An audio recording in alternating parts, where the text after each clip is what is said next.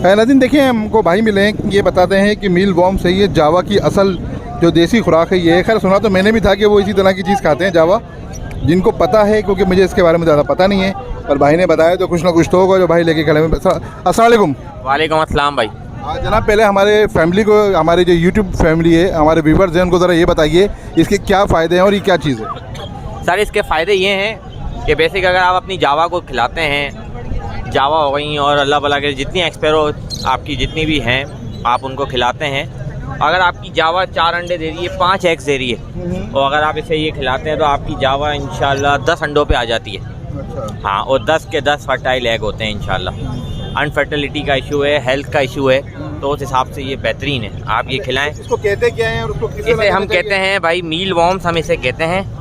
Basically इसे larva भी कहते हैं, मील वॉर्म भी कहते हैं, अपनी ज़बान में सुंडी भी कहते हैं बहुत से लोग। ये है बेसिक मील वॉर्म्स। हम ये फार्मिंग का तरीका लोगों को बताते हैं, 300 पीस या 500 पीस कम से कम देते हैं, और फार्मिंग का तरीका बताते हैं, जाएँ और मल्टीप्लाई करें भाई।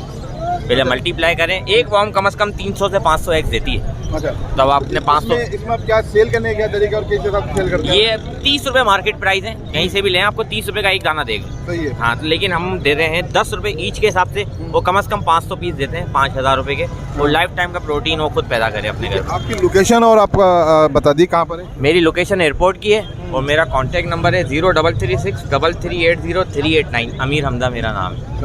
थैंक यू, बहुत शुक्रिया जनाब।